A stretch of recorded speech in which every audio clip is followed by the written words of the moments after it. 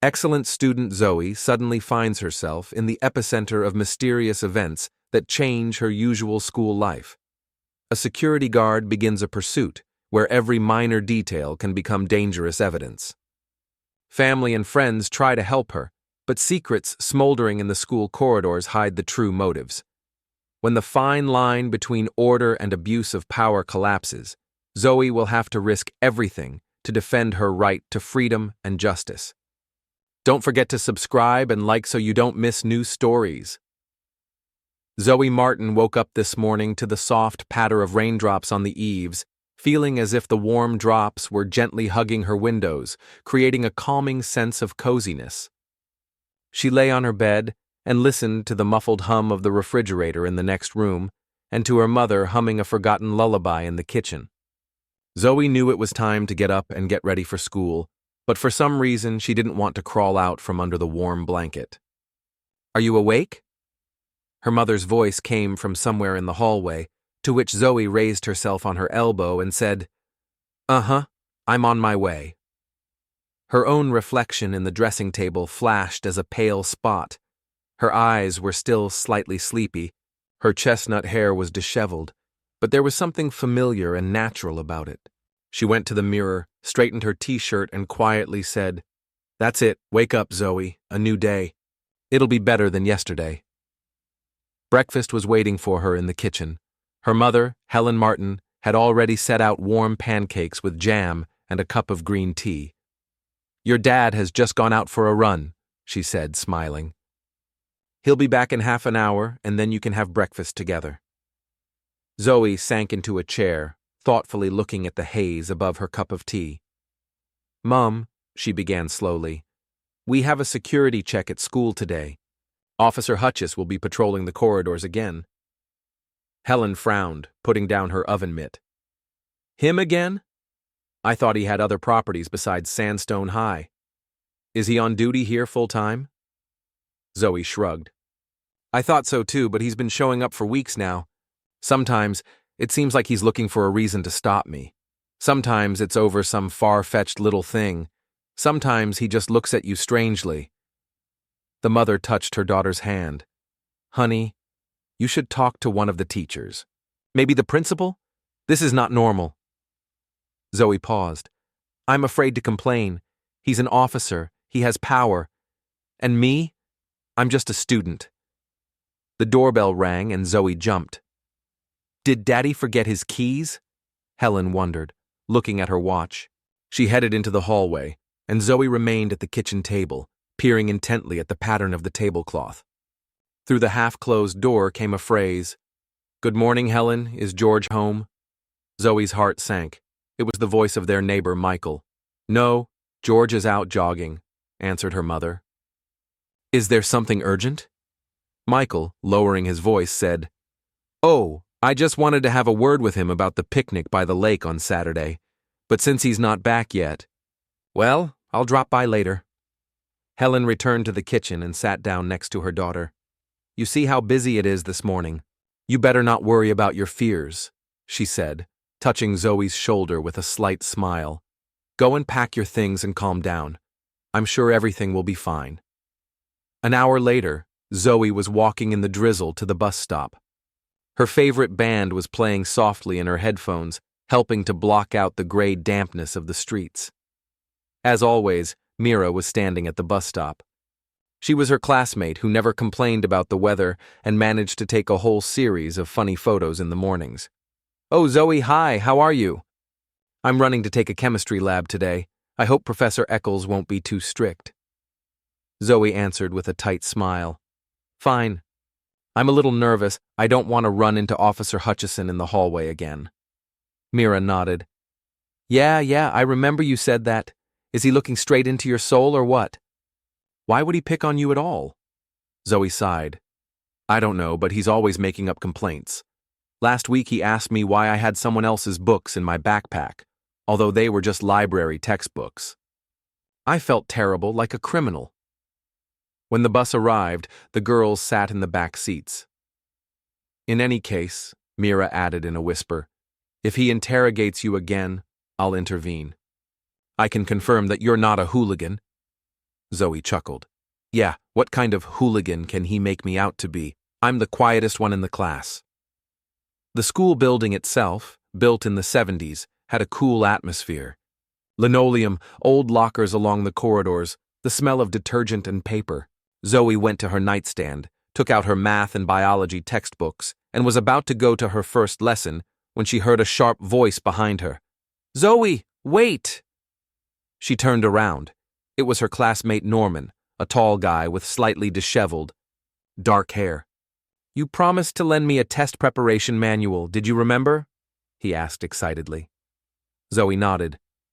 I remembered, here you go, and handed him a thin book. Norman thanked her and added, Actually, I've heard something about Hutch. They say he picks on a lot of people, but don't worry. I think the principal promised to sort it out. The bell interrupted the conversation, and Zoe headed to the biology classroom, trying to shake off the feeling of anxiety. Half the teachers didn't really know what was going on anyway, and those who did were probably tired of dealing with the endless conflicts between students and security guards. The biology room smelled of formaldehyde and old wood from the lab tables where the kids sat, lazily leafing through their textbooks. Professor Wilson asked everyone to get out their notes. Today we'll continue talking about ecosystems and food chains, she announced. But before we start, I want to know if everyone has turned in their projects analyzing the local lakes? Zoe raised her hand. I brought my report. Can I turn it in now? Wilson nodded approvingly. Great, Martin. Give me the folder. During class, Zoe tried to concentrate, but anxiety was creeping up on her. What if Officer Hutchis found a reason to stop her in the hallway again? You never know. It wasn't until the bell rang for recess that she realized the class had passed her by in a blur. Mira nudged her with her elbow. Hey, what's wrong with you? Look, it's recess. We can go to the cafeteria. I want some hot cocoa. Zoe nodded, smiling reluctantly. Let's go. I guess it'll make this day easier with something sweet. The two of them moved down the noisy hallway.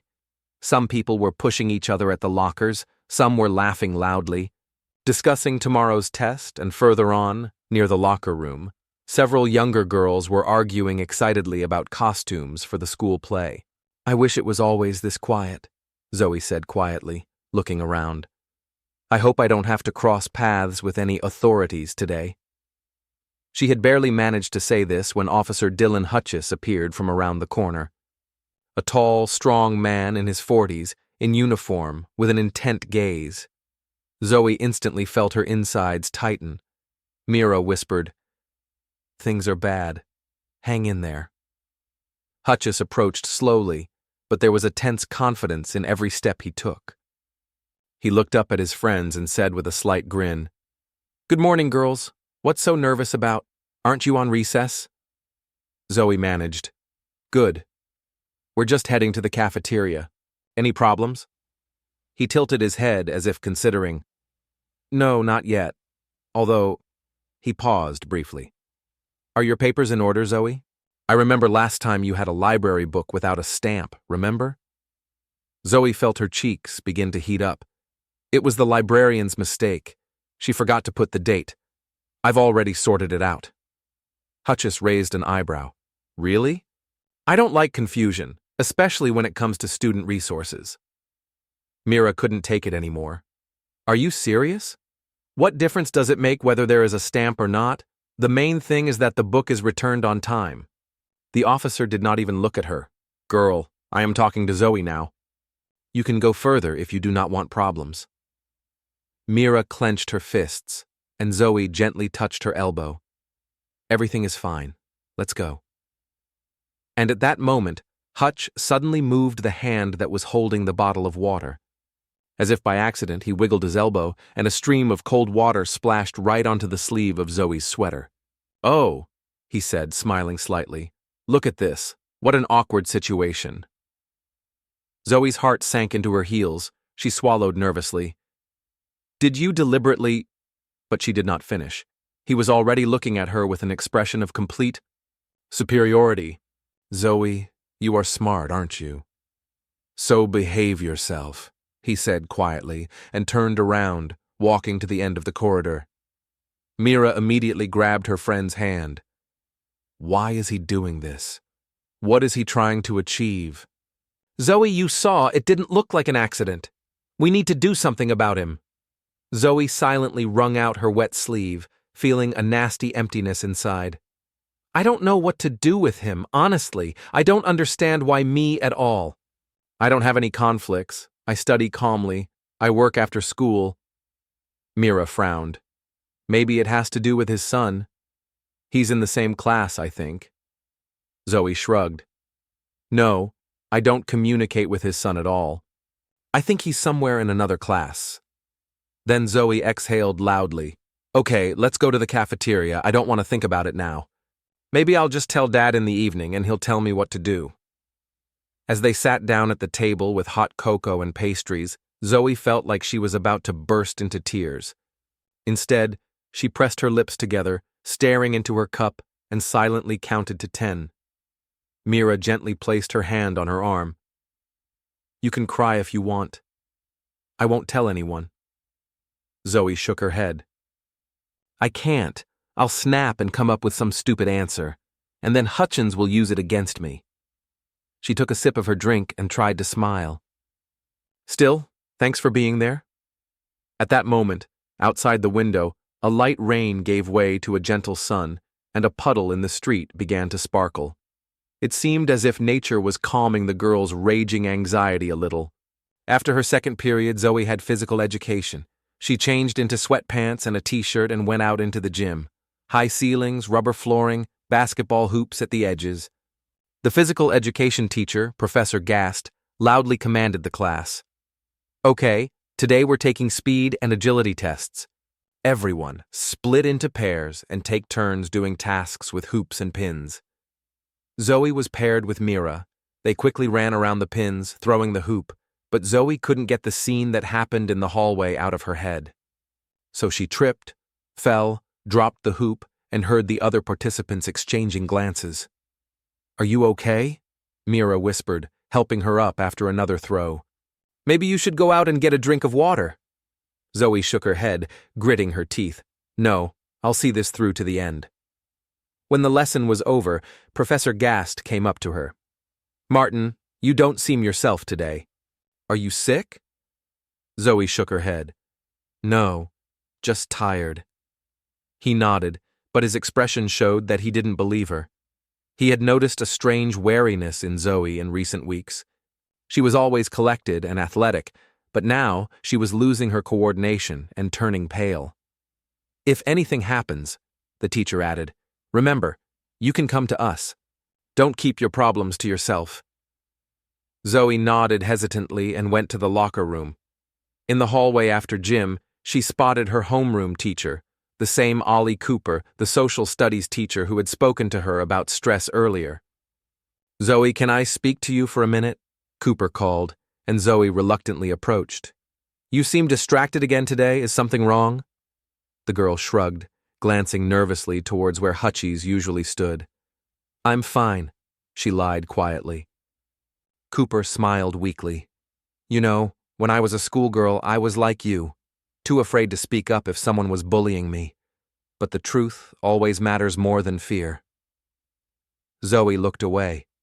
It's easy for you to say, but I just don't want any trouble. Cooper nodded. I understand. But if you decide you need help, I'm here. By the end of the school day, Zoe was exhausted. All the lessons had been automatic for her. Did she want to tell her parents? Yes, but she was afraid that her mother would be upset, and her father, a man with a military bearing and determination, would start to act too abruptly, and then Hutchis would become even more dangerous. In the locker room, Mira reminded her again. Don't forget that tomorrow we have a chemistry consultation. We'll meet in the morning, okay? And try to get some rest, okay? Zoe nodded, throwing a light windbreaker over her shoulders. Already at the school gates, she almost ran into the principal, Paula Rhonda. She was talking to another teacher, holding a thick folder in her hands. Oh, Zoe, hello, Paula addressed her, noticing her from afar. How are you? I see you're in a hurry, but I want to tell you. We have a general meeting on security issues tomorrow. I want you to come too. Zoe looked at her in bewilderment. Me? Why? The principal smiled. You're one of the best students. It's important for us to hear everyone's opinion so that the security system works correctly. And Officer Hutchis will be there too.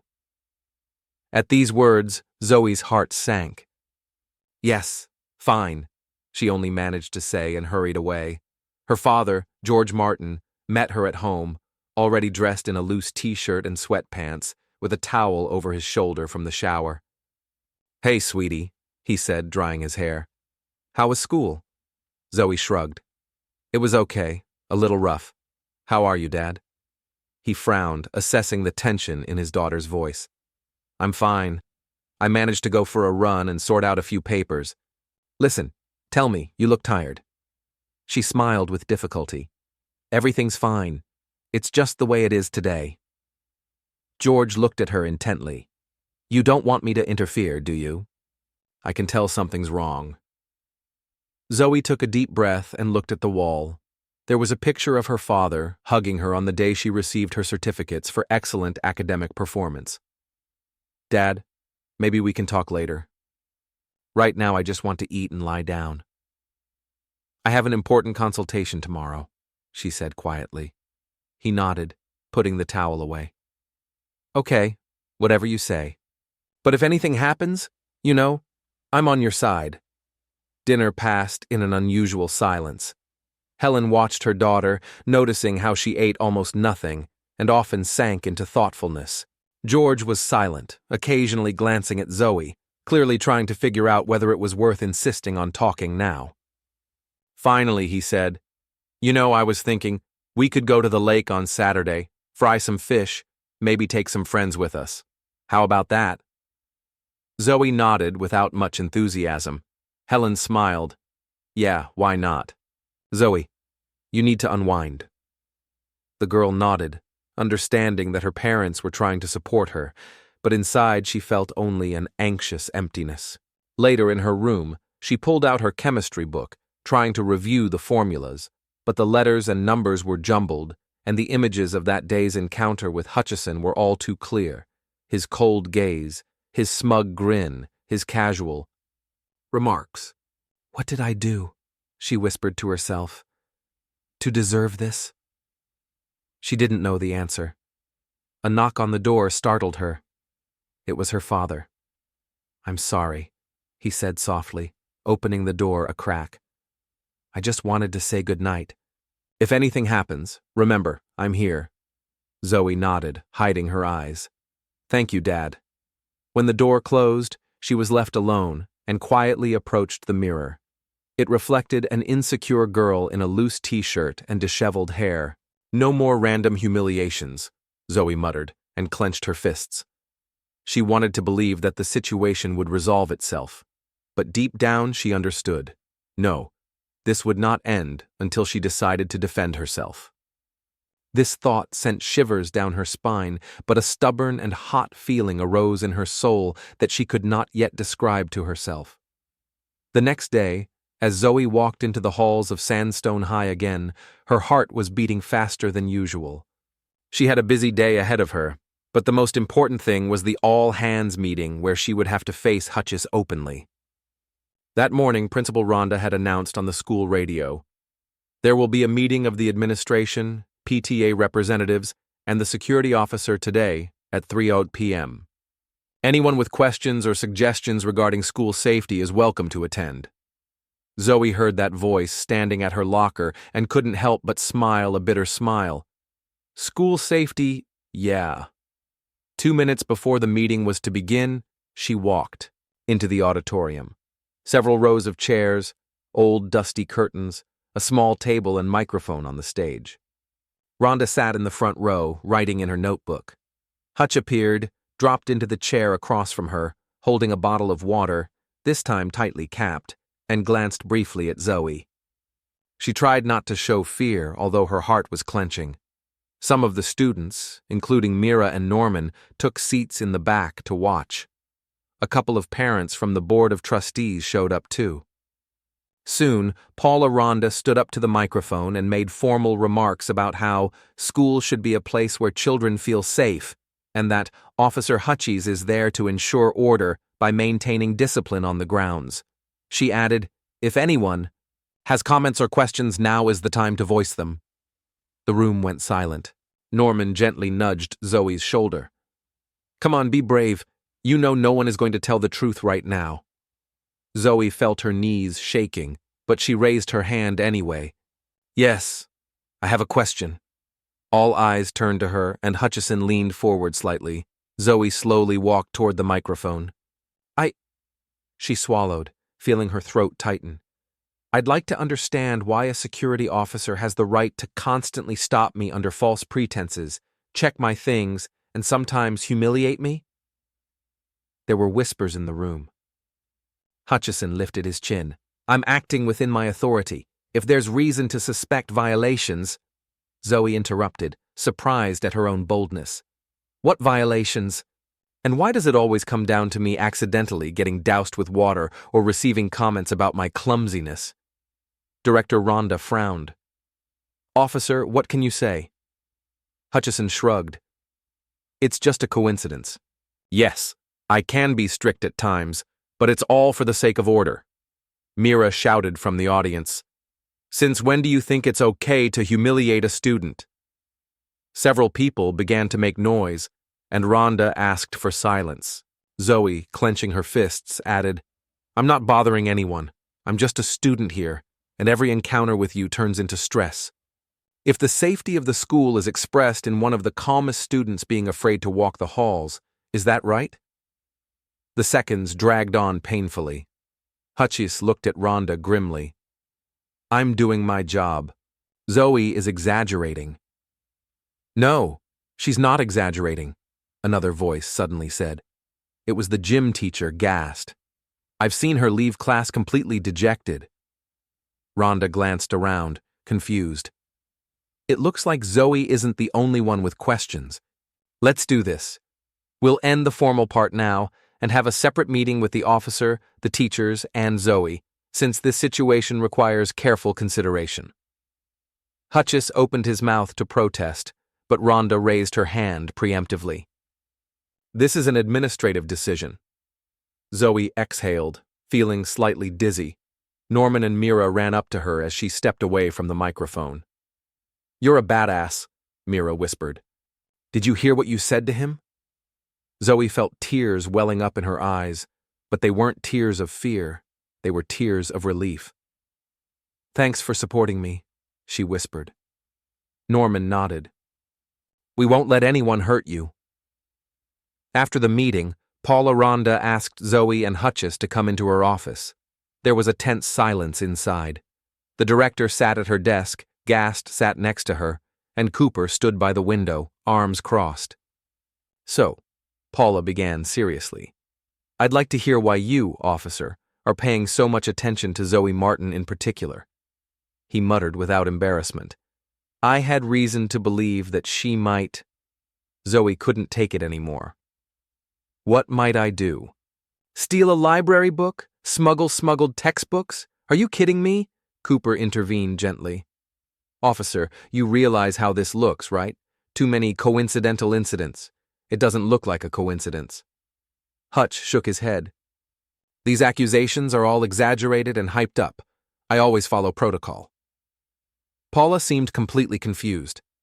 "Okay, I understand that final conclusions can only be made after an internal review. Officer, we have already had complaints from several parents. I will be forced to escalate this matter." He narrowed his eyes in disbelief.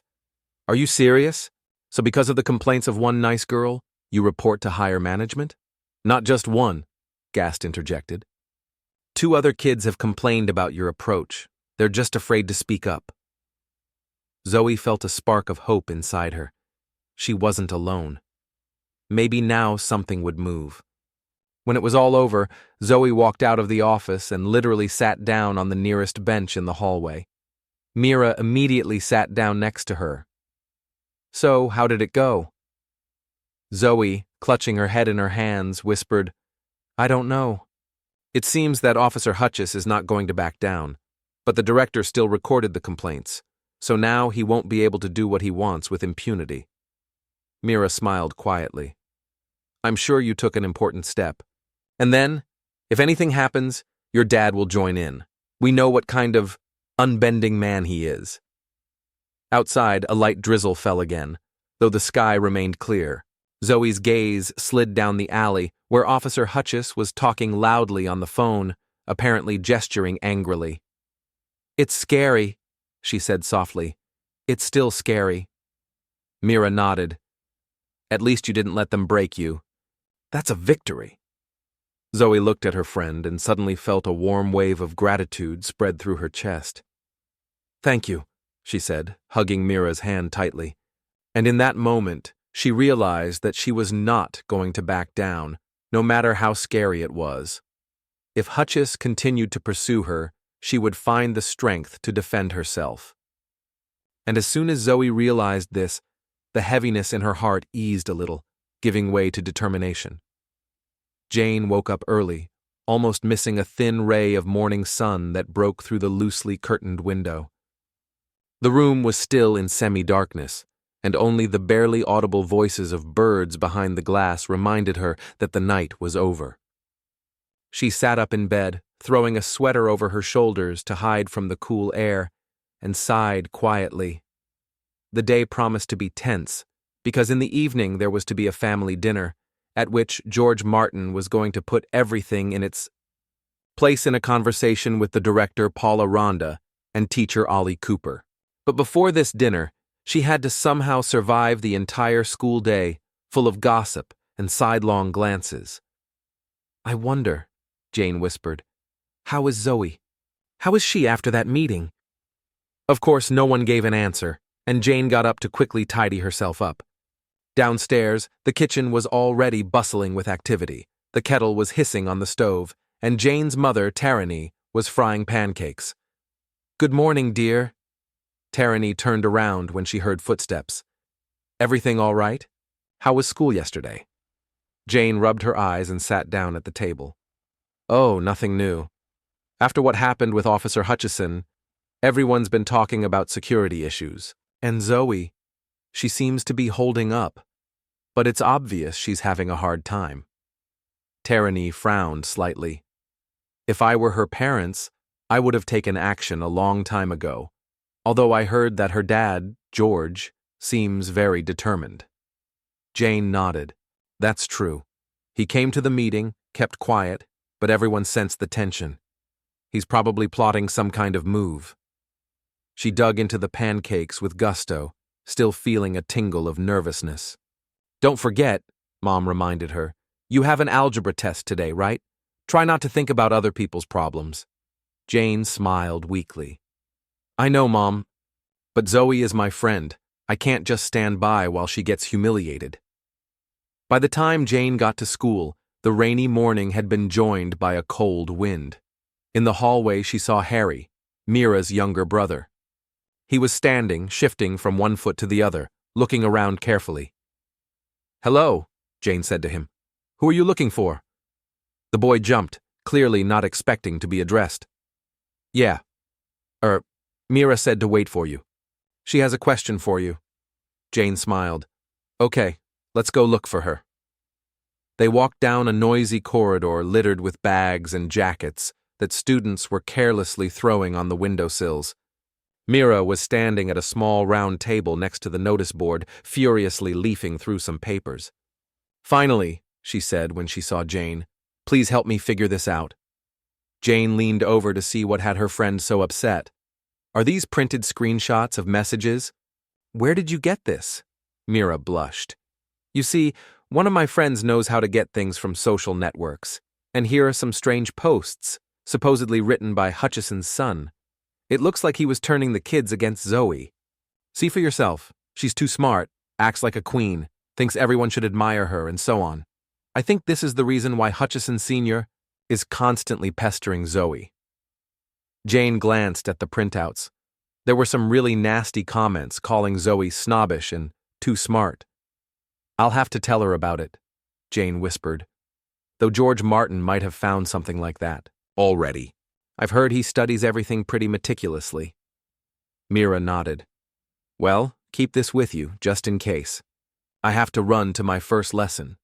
She thrust the stack of papers into Jane's hands and, waving to her brother, disappeared around the corner. Jane stood there, feeling indignation rising in her soul. Did this whole bullying start because of Hutch's son's hurt pride? I'll have to tell Zoe when the opportunity arises, she thought, carefully tucking the printouts into her notebook.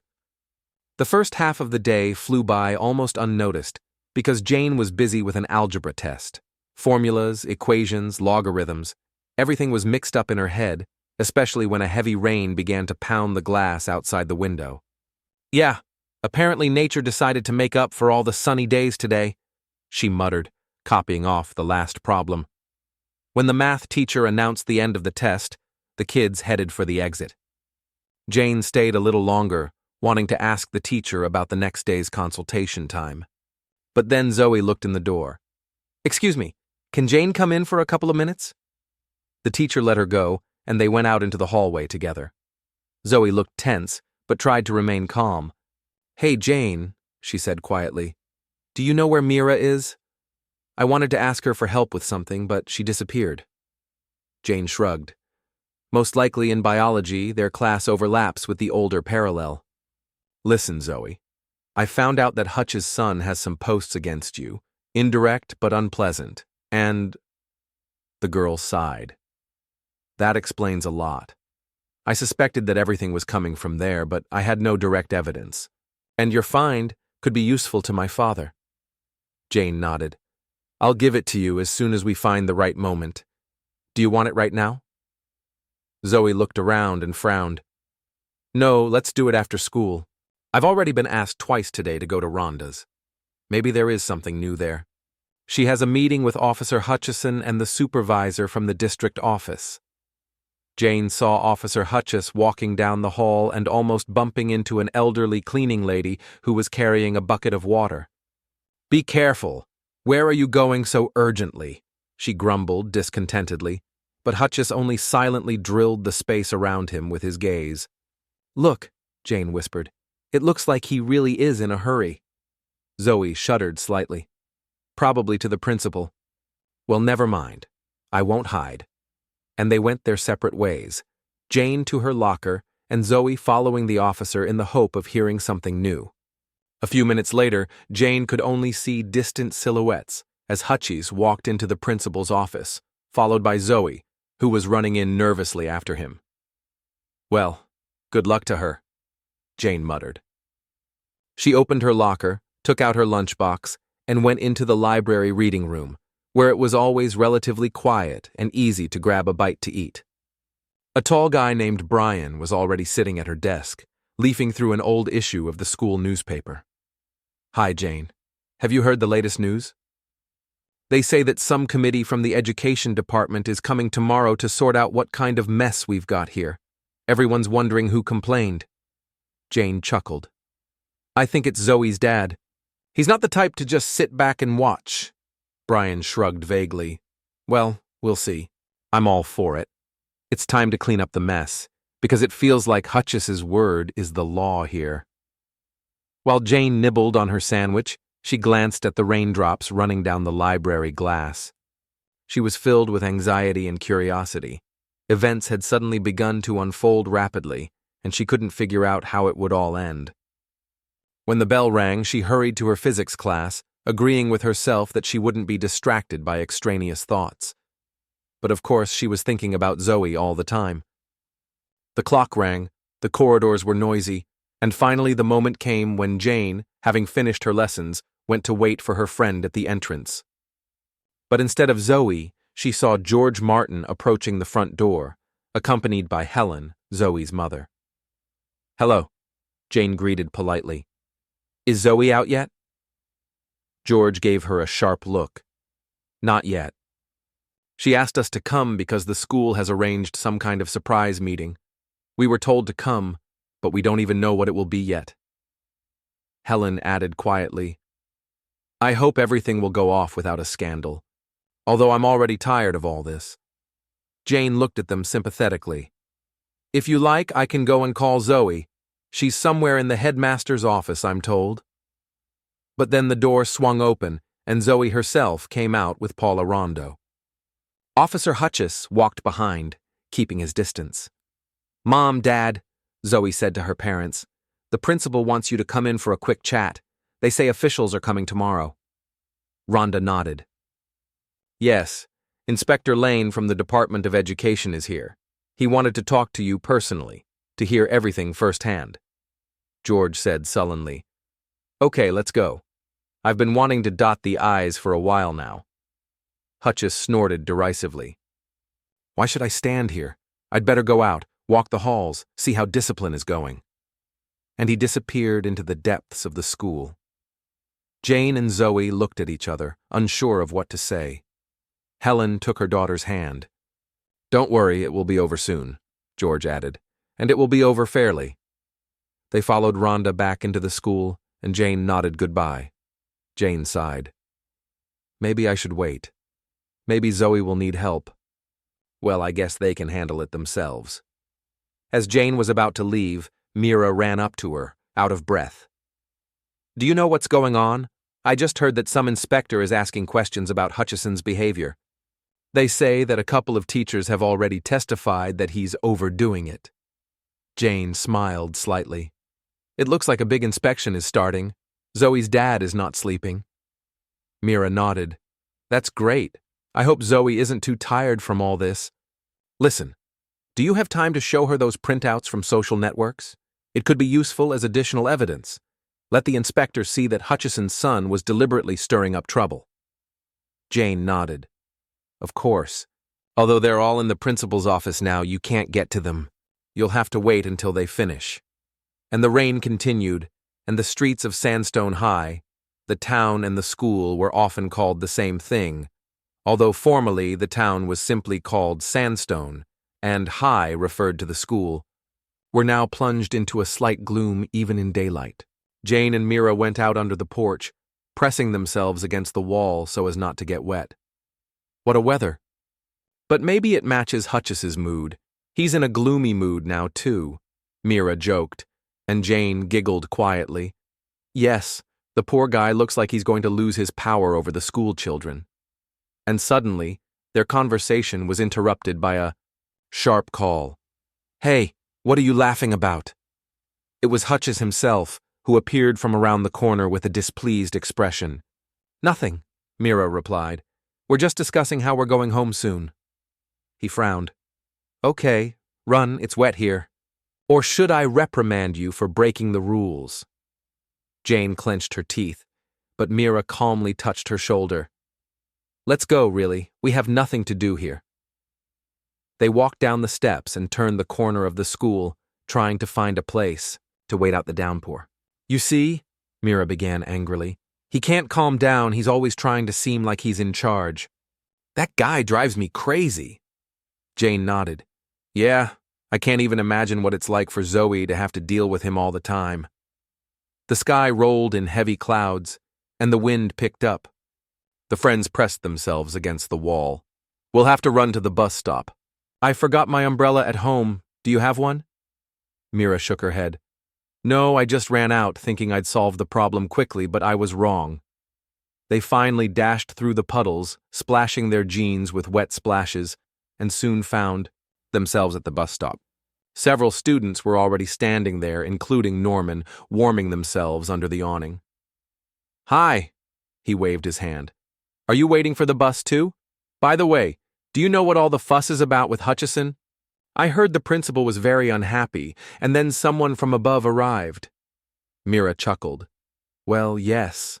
It's all because of Zoe and her dad. Apparently, Hutchison will have to answer for his strange intimidation tactics."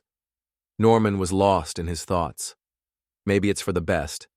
I'm tired of shying away from him in the corridors. Jane sighed. Yeah, the main thing is that everything is resolved fairly. A quarter of an hour later, the bus pulled up, and the whole group climbed inside, shaking water off their umbrellas and jackets. Meanwhile, in the principal's office itself, the atmosphere was tense. Inspector Lane sat at the head of the table. Rhonda, George, and Helen sat opposite, and Zoe stood a little to the side, nervously shifting from side to side. "Let's clarify," the inspector said in a quiet but confident voice. "What specific incidents occurred between the officer and your daughter?" George answered clearly. "First of all, systematic nagging and harassment. From deliberately stopping in the school corridors to public humiliation, when he accidentally poured water on her in front of other students." "We have witnesses." Helen nodded. "Zoe has never been a conflict child. She is an excellent student, always did everything on time, no offenses. But for some reason, Hutchis targeted her in particular." The inspector was writing something down in his notebook. "Okay, what do you say, Principal?" Rhonda sighed, crossing her arms. "Well, there have been complaints. They used to be isolated ones and we didn't pay much attention to them, but now there's a flood of them. We're already conducting an internal investigation." The inspector looked down at Zoe. "Do you mind if I ask you a few questions?" Zoe bit her lip. "Of course not." He nodded. "Tell me in your own words how it happened. The most telling incident, in your opinion." The girl sighed, gathering her courage. "Once, he deliberately splashed water on me. It happened in the morning when I was walking to class. Afterwards, he pretended that I was the one who was clumsy. In front of the whole class, I found myself humiliated and wet. Other incidents were less public, but still scary. Constant questions about why I was carrying the wrong textbooks, why I was leaving later than everyone else, even though I was just working in the library." "I felt cornered." George added, "As a father, I want a fair hearing. If the school cannot provide safety and respect for my daughter, then we will take this matter further, to the authorities who can hold the officer accountable." Helen, looking at Zoe, pressed her lips together. "We don't want a scandal, but we want the child to have a normal life." The inspector seemed to have written everything down. "I understand. Tomorrow I will speak with Officer Hutchison separately. I will also need to take written statements from several students who witnessed these situations. Can you, Principal, arrange that?" Rhonda nodded. "Yes, of course. I will inform everyone tomorrow." At this point, the meeting was effectively over, and the Martin family walked out of the office into the hallway. Zoe exhaled, as if she had lifted a weight off her soul. "Hang in there," George said quietly, putting his hand on her shoulder. "We'll do this properly and legally." Helen hugged her daughter. "We're with you, don't be afraid." Zoe nodded, feeling a storm of emotions boiling inside her, fear, relief, and anger at Hutchison. But at the same time, she felt the strength emanating from the family. Outside, when they left the school doors, the rain had eased slightly, but the gray dampness was still there. "Let's go home," Helen suggested. "I'll make some hot tea." Zoe nodded. "I still have homework for tomorrow. I need to get ready." George cast a long glance at the school. "Okay, we'll see what happens next." They got into the car and drove along the narrow streets, trying to avoid the huge puddles. There was silence in the car, broken only by the tapping of the wipers on the windshield. The lights were already on at the Martins' house, and a neighbor, an elderly woman named Samantha, was sitting on the porch, trying to mend something in her old jacket. "Oh, here we are," she said, seeing the car. "What have you been up to all day?" George politely explained. "You couldn't get back from school, you were busy. How are you? Everything okay?" The neighbor sighed. "I live a quiet life. I hear you're having some problems with the police?" Helen changed the subject, trying not to develop the conversation. "Yeah, we're solving the problems. Come over for tea this evening." She nodded and continued her sewing. Entering the house, the first thing Zoe did was throw her backpack down by the table and stretch. "I'm so tired. Mom, can I go straight to my room?" Helen nodded. "Of course, go ahead. I'll bring you some tea later. Take a rest for about 10 minutes, then do your homework." Zoe thanked him and disappeared into her room. George looked his wife in the eyes. "You see, it's hard for the girl, but now the process can't be stopped. The inspector will come tomorrow, and everything can be decided." Helen nodded, touching his shoulder. "The main thing is that everything is fair." About half an hour later, Zoe's phone buzzed as she was mulling over her chemistry formulas. It was Jane. "Hi," she wrote. "I have some very important information regarding Hutch's son. I found out he had some posts where he was demeaning you, not by name, but everyone knows who I'm talking about. I need to give you the printouts. When can you pick them up?" Zoe quickly typed back, "Tomorrow morning would be best, so I can show the inspector straight away. Thank you, Jane. You're a great help." She added a smiley face. Jane sent a sticker back and wished Zoe a good evening. The night was restless, with Zoe having vague dreams of running down a long school hallway, while Officer Hutchison hosed her down and mockingly shouted, "You're going to be smart here, huh?" She woke up in a cold sweat, watching the moonlight glide across the walls. "It's just a dream," she told herself. "Everything will be okay tomorrow." She tried to go back to sleep. In the morning, the city greeted them with a gray sky, but no rain. Zoe arrived at school early, having arranged to meet Jane in the reading room. There were already several people there, including Mira, who was preparing for a geography test. "Hi, Zoe," Mira waved to her. "How are you? Ready for the great doomsday?" Zoe grinned. "Not a word. And why are you so early?" Mira shrugged. "Yeah, I'm worried. I'm not on friendly terms with geography. I wanted to look at the maps again." At that moment, Jane appeared in the doorway and immediately headed towards Zoe. "Here," she said, holding out a folder with printouts. "This is everything we could collect. But be careful. We wouldn't want Hutch's son to find out that we were rummaging through his posts." Zoe nodded gratefully. "Thank you, Jane. You're a real lifesaver." Soon, word spread through the school that Inspector Lane had already arrived and had even spoken to some teachers about Officer Hutchison's character references. He was officially appointed by the city administration, the kids said, no matter how much they cover him up. But the inspector seemed quite independent. He walked down the corridor with the principal, asking questions, actively writing something down on his tablet. When they passed by Zoe, the inspector nodded to her affably. "See you later. I'd like to clarify something else with you." The girl smiled slightly confusedly and walked on. Zoe spent the first half of the day sitting through her lessons, trying not to think about the upcoming conversation. It was only in the middle of the long break that the principal announced over the loudspeaker, "Zoe Martin, please come to room number 4 for a conversation with the inspector." Zoe's heart sank, but she gathered her will into a fist and went there. The inspector was already sitting in the room, and Rhonda was standing nearby, a little further away. "Sit down," Lane suggested. "I wanted to ask questions in a more private setting, without prying ears. And the principal is a witness." Zoe nodded, trying to stay calm. "So," the inspector began, "you gave me the big picture yesterday. Do you have any new information that proves that Hutchison's son is not just turning against you?" Zoe carefully pulled a folder out of her bag. "Here are screenshots of pages where you can see that he wrote derogatory posts about me. They don't have my name, but the context makes it clear who we are talking about. Other kids saw these messages too." The inspector leafed through the papers. Okay, I see.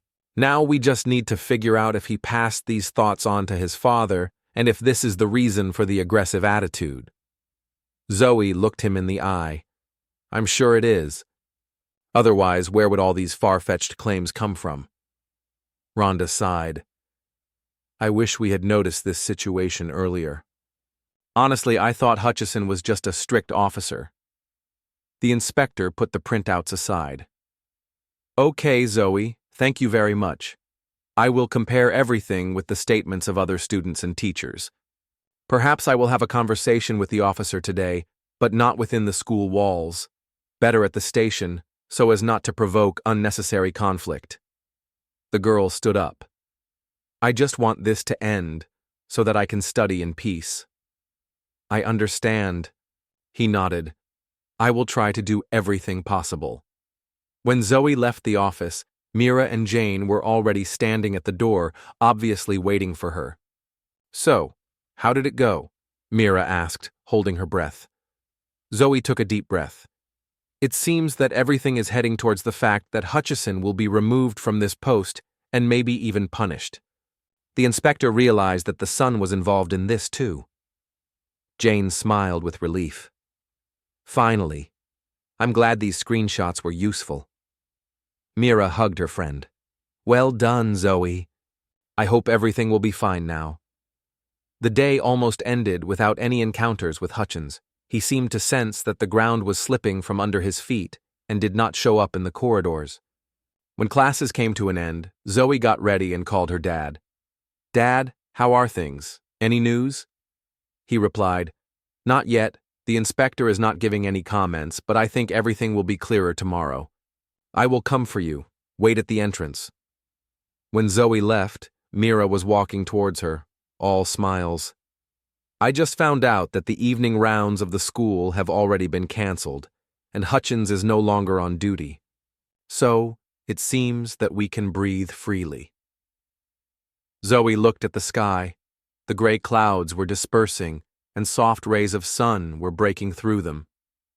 Yes, it seems that nature has taken pity on us, she said quietly. George arrived in his car. Get in, he said, waiting for Zoe to close the door. We'll talk at home. As they drove, Zoe felt the tension easing. Dad, you wanted to meet the principal again, didn't you? She asked. George nodded. After the inspector's official findings are in. It's important to me that the whole process is transparent. Otherwise, if Hutchison is simply given another job, it'll all be for nothing. Zoe smiled slightly. It's like you're running an operation, not just fighting for my right to study in peace. Her father replied. But in a way, it is an operation. I won't allow my daughter to be humiliated. That evening, several people gathered at the Martins' house. The family itself, Jane and Mira, and their parents, who knew Zoe's parents and wanted to offer support. Over tea, they discussed how best to protect themselves if things dragged on. I think, said Jane's father, we should think about the legal side right away, in case the results of the investigation are not in your favor. George replied, Yes, I've already consulted with a lawyer. If anything happens, we'll file an official complaint about abuse of power. Helen sighed. I hope it doesn't come to that. Mira poured herself some more tea. Can I just say that Zoe is a real fighter? She's endured so much pressure, and she still tries to help others. Zoe blushed deeply. Come on, I'm not a fighter. I'm just tired of keeping quiet. They had a long talk about their plans, about what needed to be improved at school so that such incidents would not happen again. At the end of the evening, when everyone was about to leave, Jane hugged Zoe. We are with you, remember that. Don't let him break you. Zoe nodded, barely holding back tears, and smiled. Thank you. I still believe that justice exists. When the house was empty, George and Helen looked over the papers confirming the complaints. Tomorrow may be a decisive day. Hold on, daughter, her father said quietly, passing by Zoe's room. She was already sitting with her laptop, trying to finish reading a section on physics, but her thoughts were spinning around only one thing. What will happen if the inspector believes Hutchins and decides that we made it all up? But when she remembered George's confident eyes, she felt a little better. Together, we will win, she whispered, turning off the light. When Zoe woke up the next morning, she immediately felt the tension in the air, like a subtle vibration permeating everything around her. Outside the window, the sky was frozen in gray tones, and from the very early hour it was unclear whether it would rain or not, as if the weather itself had not yet decided what events this day would be filled with. Zoe ran her hand through her hair and quietly said to herself, Today is the very day when many things can change. She had barely gotten out of bed when her mother, Helen, knocked on the door and said in a low voice, Daughter, have you overslept? Daddy is already waiting for us at breakfast. Zoe quickly threw on a soft robe and looked out into the hallway. I'm on my way. Mom and Daddy, is he in a good mood? Helen smiled a little sadly. He's just focused. You know how he is when he's thinking about important steps. George Martin was waiting for them in the kitchen, stern and neat, but still seemed fatherly when Zoe walked in and he looked into her eyes. "Good morning, Commander," he said, just like he had once when they were children. "Ready for another test?" Zoe grinned, trying to hide her excitement. "Yeah, Dad, I am. What are your plans?" George took a sip of coffee and put his hand on the table. "I'm going to the station in the morning. Inspector Lane wants to have a formal conversation with me. He also said he'd probably invite Officer Hutchison to bring us together face to face. Then, this afternoon, we're having some kind of general meeting at school with representatives of the PTA, the administration, and possibly the press. It seems things are getting serious." Zoe sighed. "That's good. I want everyone to know the truth." Helen looked from her husband to her daughter. "Yeah, just stay calm. I'm worried about both of you. George, please, don't let your emotions get the better of you." He raised an eyebrow. "I'll be polite, I promise, but I don't intend to remain silent either. No matter how anyone tries to hush up the conflict, we won't back down." Outside, Zoe felt a cool breeze that smelled of damp leaves.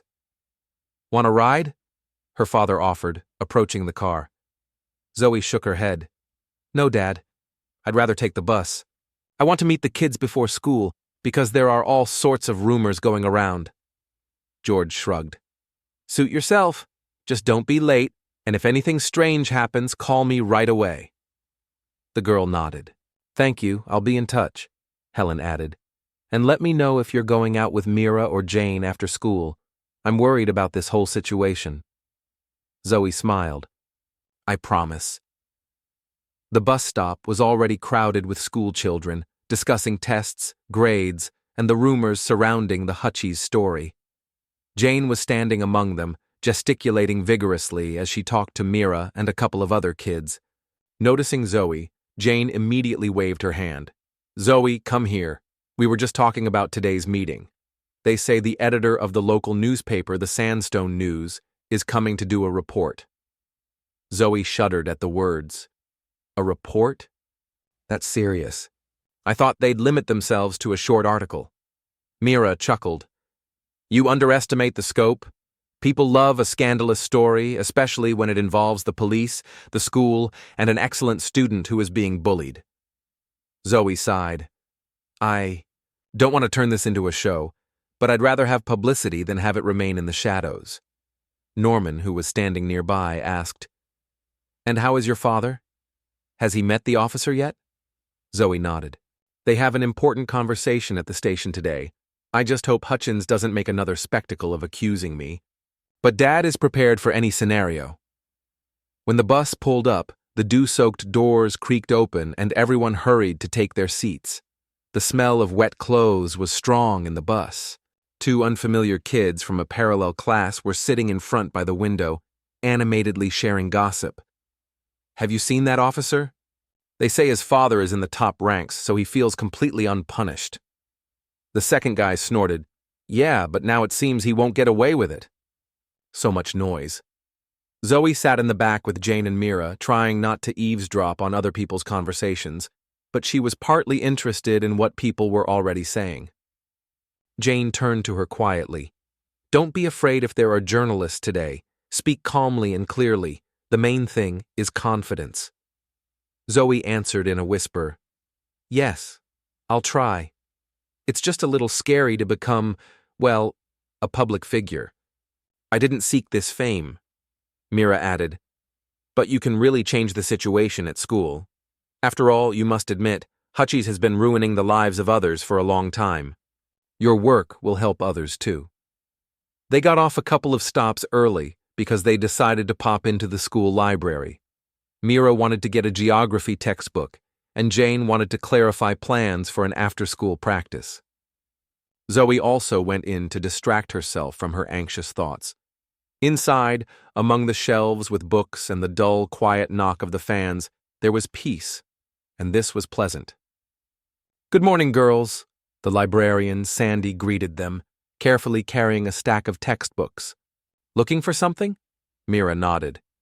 "Yes, You had a new textbook with geography tests there. I don't know if it's free. She smiled. Free. Here you go. And how are you, Zoe? I haven't seen you stay after school for a long time. You used to help put away books. Zoe lowered her eyes slightly. The last few days, I haven't had much time for this, but I'll try to get back to this work when everything is settled. Sandy nodded understandingly. I've heard about your struggles. I'm sorry I can't help much, but hang in there. I always see the good in you. Already in the school corridors, the kids noticed unfamiliar people, men in formal suits, one woman with a folder and a badge that said press. Apparently it's them, Mira whispered, pointing at this mini delegation. Zoe nodded. Yes, and it looks like they're heading towards the principal's office. There will probably be some kind of official statement soon. At that moment, Brian came up to them, asking excitedly, Did you hear that the principal asked to urgently call the teachers to the assembly hall?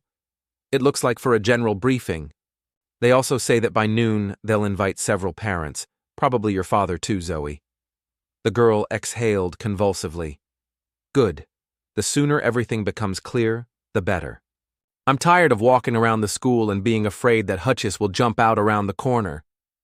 The lessons went on as usual, albeit with a strong nervous background. Every time someone knocked on the classroom door, Zoe shuddered, expecting that officer would come in or that she would be called in for another conversation. But instead, the lessons went on calmly. During breaks, strange people with cameras really did flash in the corridors. Someone was recording comments from first-year students. Someone was trying to stop the teachers. I understand there's a small media boom going on here, Mira muttered, crossing her arms over her chest. Yeah, that's something we've never seen before, Zoe agreed. Finally, the bell rang, signaling the long break before the last classes. Headmistress Paula Ronda's voice came over the loudspeaker. All teachers and individual students who received invitations are requested to report to the auditorium. We have an official meeting scheduled with city officials and the local press. I think something important is about to happen. Jane perked up, peering into Zoe's face. Are you coming? The girl nodded. Yes, I am one of those who was invited. Wish me luck. Mira threw her an encouraging look. We will be waiting right outside the auditorium. If anything happens, call us. Zoe walked down a corridor that seemed endlessly long to her. 2 journalists were standing near the door to the assembly hall, discussing something, and when they saw her, they immediately turned around. Excuse me, are you Zoe Martin? Asked a woman in a black suit with a badge that said Lucy Carr. The girl looked embarrassed but nodded. Yes, and you? She smiled, but the smile seemed a little businesslike and cold. I'm from the Sandstone News. I wanted to ask you a couple of questions, but I understand that this is an official event. Perhaps we can find time for a short interview later, Zoe said uncertainly. Maybe after the meeting. I'm really in a hurry right now. Okay, I'll wait, Lucy nodded. The second journalist, a young guy, just nodded silently and continued to look around. Inside the auditorium, where concert rehearsals and award ceremonies usually took place, several rows of chairs had been set up for guests. A table had been set up on the stage, and Principal Rhonda and Inspector Lane were already seated at the table. Next to him was a distinguished-looking man in uniform, probably a representative of the city police department. As Zoe sat down in the front row, with Cooper, the social studies teacher, to her left, and Samantha, a friend from the neighborhood who had also come for some reason, to her right, she felt her heart pounding in her throat.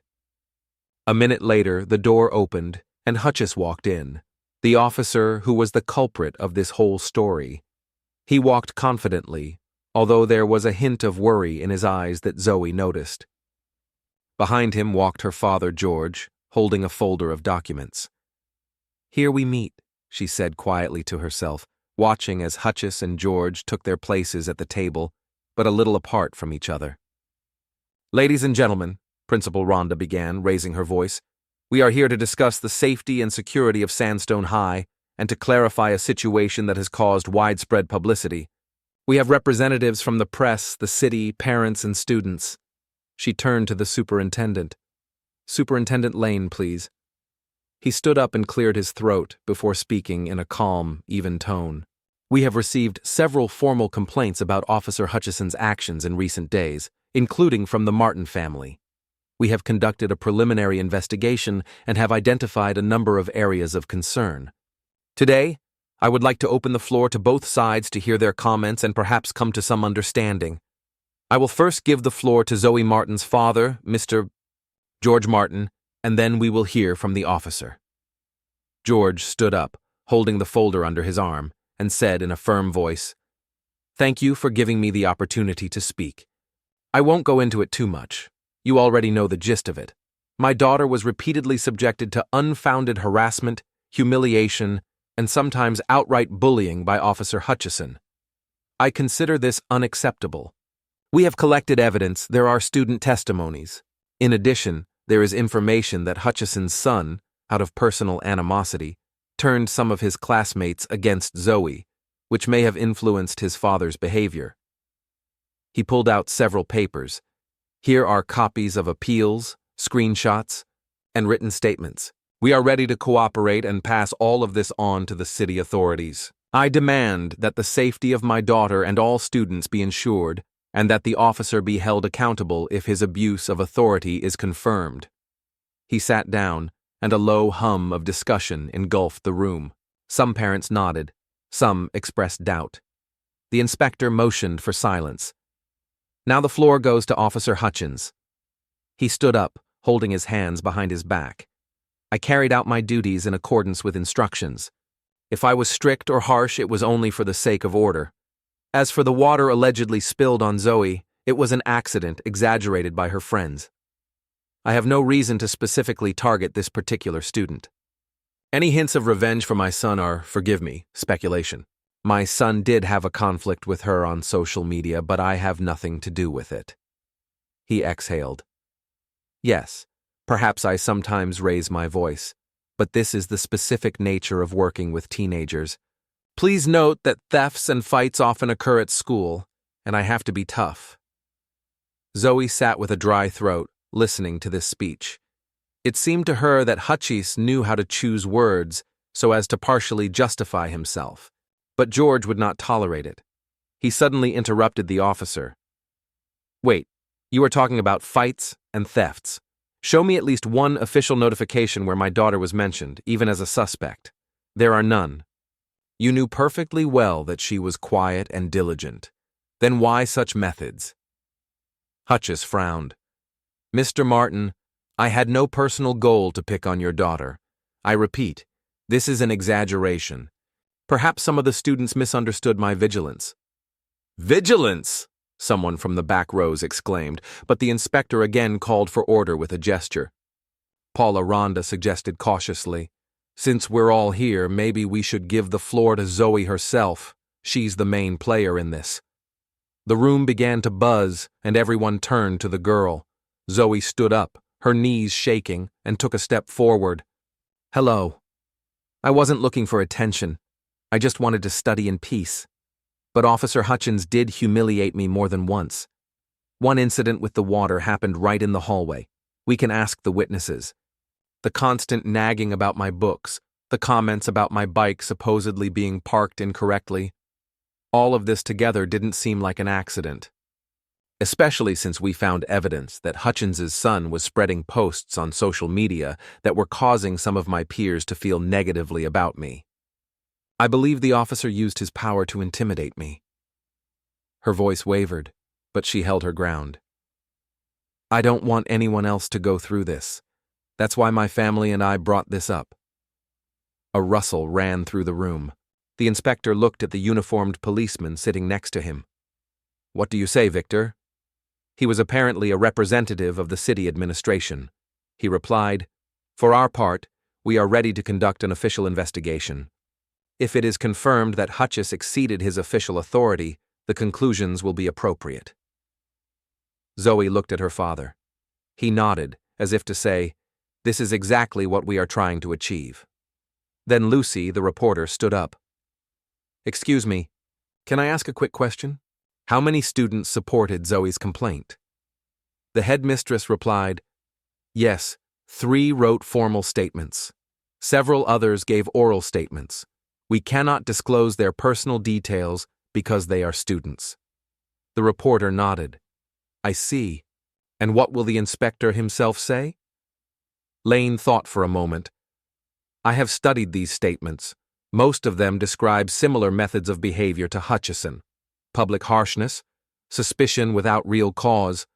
Precedents have been accumulating, but until now, unfortunately, they have remained unheeded. Now we have good grounds for an investigation. Hutchis quietly clenched his fists, giving Zoe a look that was hardly friendly. But George, sitting next to him, noticed it and raised an eyebrow, as if to say, "Don't you dare look at her like that." The inspector looked around at those present. Okay, I think that's enough for today. We will collect all the materials to make a decision. And now I ask all participants to remain calm. Representatives of the press, if you have any further questions, please contact me or the director. For now, the official part is over. The hall buzzed. People began to stand up, exchanging remarks. Zoe felt her heart pounding with tension. She had just spoken in front of dozens of witnesses, defending her rights. Some strange feeling of pride and relief merged within her. As everyone began to leave, Cooper, the social studies teacher, approached Zoe. You were great, calm, confident. I'm proud of you. The girl smiled. Thank you. I was afraid my voice would break. The teacher touched her shoulder. Sometimes it's important to tell the truth, even if it's scary. Mira and Jane, who had slipped into the hall towards the end of the meeting, approached from the other side. Zoe, you're a hero! We were listening to the whole thing, keeping our fingers crossed. How do you feel? Zoe exhaled. It's like a 3-ton weight has been lifted off me, but this isn't the end yet. Jane nodded. Right. But now you have the support of the public. The journalists have recorded everything. Suddenly there were shouts from the stage. George and Hutchis were arguing heatedly about something, while the inspector was trying to calm them down. Be careful, whispered Mira. They seem to be getting louder there. Zoe looked in that direction anxiously. It seemed that her father had lost his temper when Hutchis started talking about the far-fetched complaints again, and now they were exchanging harsh words. The inspector stood between them, holding his hands at chest level. Gentlemen, please remain civil. There are children and witnesses here. George, noticing his daughter, pulled himself together. I'm not going to start a row in the school hall. But know this, Hutchis, we won't let this go. He narrowed his eyes, but remained silent, finally retreating towards the exit. The inspector threw after him. We will continue this conversation later. Later, when most people had left, Zoe, George, and Helen sat down on a bench in the hallway. Helen handed her daughter a bottle of water. Drink this. Calm down. I saw how hard it was for you to speak. Zoe took a few sips. Thanks, Mom. How are you? Mom smiled tiredly. I'm trying to hold on.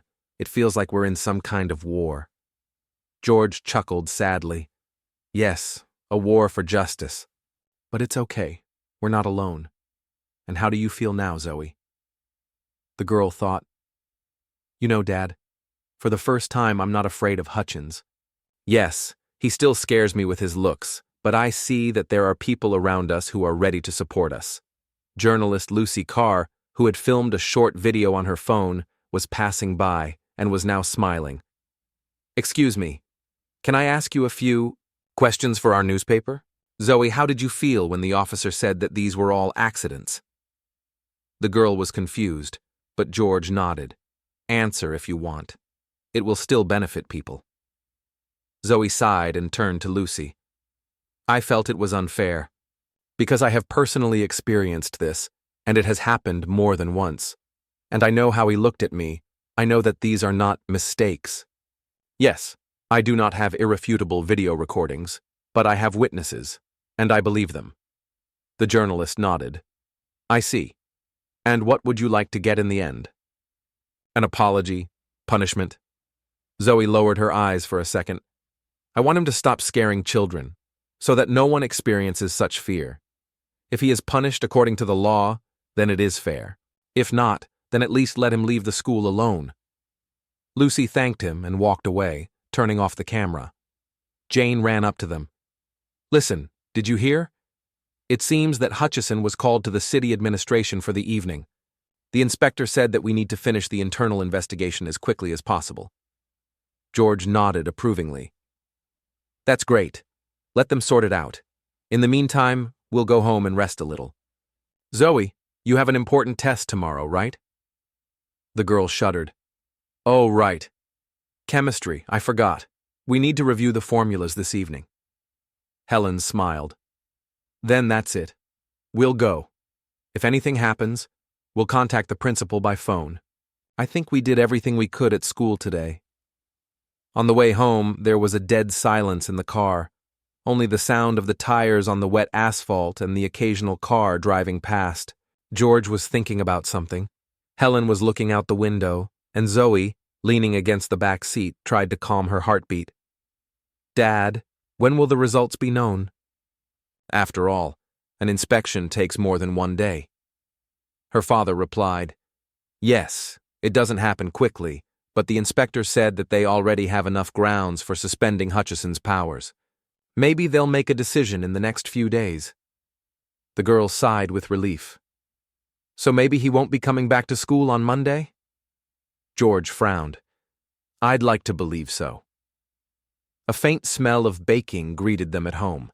Their neighbor Samantha, who had come to help Helen with the cooking, had left a pie in the oven. Oh, how convenient, Zoe exclaimed, immediately reaching for a spatula to cut off a piece. Helen smiled. Yes, it's from our kind neighbor. Enjoy.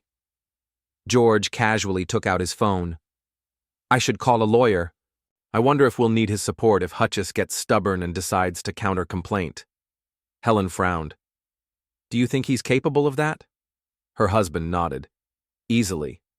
He's already shown that he can twist the facts to make it look like we made it all up. Zoe sat down next to him. Dad, how much more will I have to endure? But I'm ready, as long as this ends fairly. Her father looked at her softly. You've really become stronger, Zoe. Later, when Zoe sat down at the table to do her chemistry problems, her phone vibrated again. It was Mira. Hey, I heard there's a story about your story coming out in the Sandstone News tomorrow. Maybe you could read it first, if I buy it this morning. Zoe smiled into the phone. Sure, that would be interesting. But I'm worried about what they'll write. I don't want it to look like a cheap scandal, Mira assured her. Lucy seems like a professional journalist. I think she'll explain it well. Okay, good night. I'll see you tomorrow and talk about it. The girl thanked her, put the phone away, and tried to focus on her formulas again. The evening passed smoothly, and everything seemed to be more or less calm. But around 9 o'clock, the doorbell rang. George, frowning, went over to look through the peephole. Who's there? He called through the locked door. A muffled voice was heard from outside. It's me, Brian, Zoe's classmate. George opened the door. What's wrong, Brian? Such a late visit. The guy, shifting from foot to foot, said guiltily, Sorry it's so late. I was just passing by and saw a car driving slowly behind me and then stopped in the neighboring yard. I felt uneasy. And I heard about your affairs, thought maybe you should know. Maybe paranoia, but... George tensed up. What did the car look like? The man shrugged. Dark, without identification marks. I only noticed that the driver was wearing a cap. Maybe it was my imagination, but he was looking specifically at your house. Zoe, hearing all this, went out into the hallway and gasped. Hutchis's tricks again? Or one of his people? George darkened. I don't know for sure, but I'll take a look in the yard. Thanks, Brian, for letting me know. They looked out the window together, but the car had already driven away. Well, maybe it's nothing, George sighed. But be careful. Zoe, are you going to school tomorrow? The girl nodded. Sure, I have a test, and I need to look at the article. Dad, do you think there's anything threatening? He shook his head. I don't think he'll do anything outright criminal, but it doesn't hurt to be careful. Let's hope it's just a coincidence. Brian said goodbye quietly. Okay, I won't bother you. Sorry to bother you. I just really thought I should tell you. The night passed anxiously. The thought kept going round in Zoya's head that maybe Hutchis or his acquaintances would try to put pressure on them. But, on the other hand, she understood that if the internal investigation was in full swing, illegal actions could only worsen the officer's situation.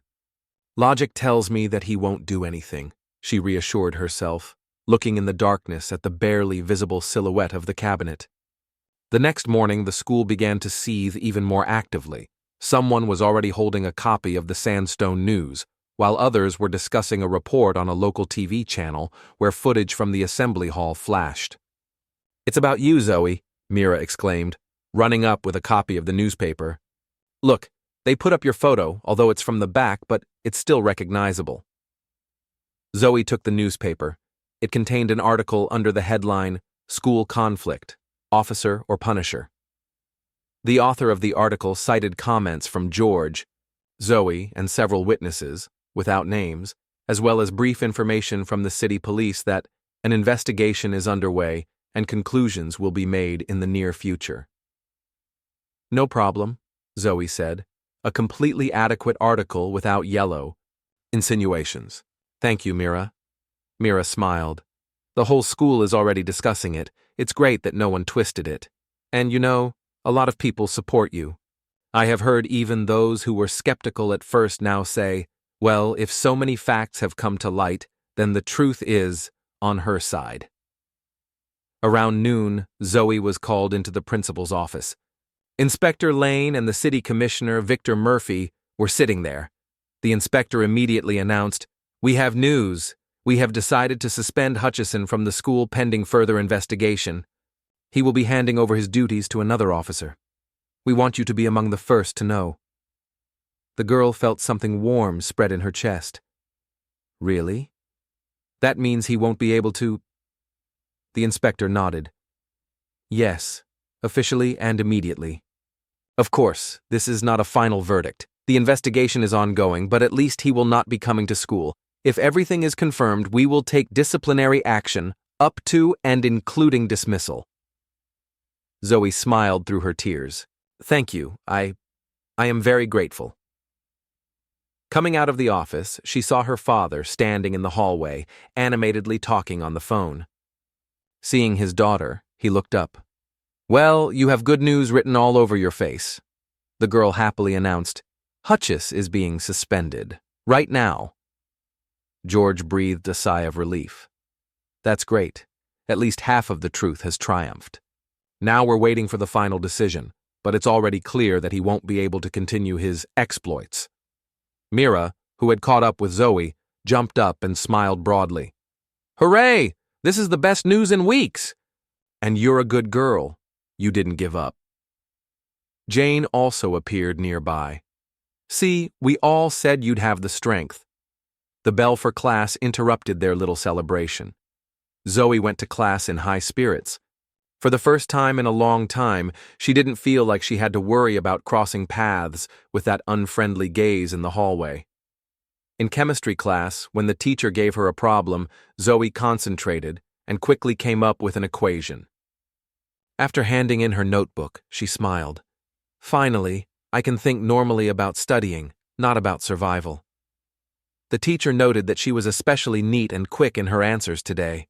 After the lesson, Mira winked. Happy Zoe is a genius of science. However, the day was not over yet, because everyone understood that Hutchis would certainly not leave it like that. But by the evening it became known that he had taken his personal belongings from the school office and left. Some said that he had pressured his son, forcing him to delete the scandalous posts. Some claimed that he was trying to find a way to justify himself, or even write a complaint against Zoe and her father. But, one way or another, he was no longer scaring the students, wandering the corridors with an impassive face. And this was a real victory. In the evening, everyone gathered at the table at the Martins' house. George, Helen, Zoe, and Jane and Mira, who had dropped in. Mom put out a large jug of lemonade, and everyone raised their glasses. "Well," Helen said, "shall we drink to the first step towards justice? This is hardly the end of the road, but I'm glad we did what we could together." Zoe smiled and clinked glasses of lemonade with her friends. "Thank you for not leaving me alone." George added, "The main thing is not to be afraid to tell the truth, even if the enemy seems strong. I'm proud of you, Zoe, and of your girls who helped." Jane smiled mysteriously. "We'll help even more if Hutchins suddenly decides to do something. We've got the press and social media ready." Mira nodded cheerfully. "Yeah, we can do anything." The streetlights glowed dimly outside the window, and it seemed that the town of Sandstone had calmed down, ending another difficult day.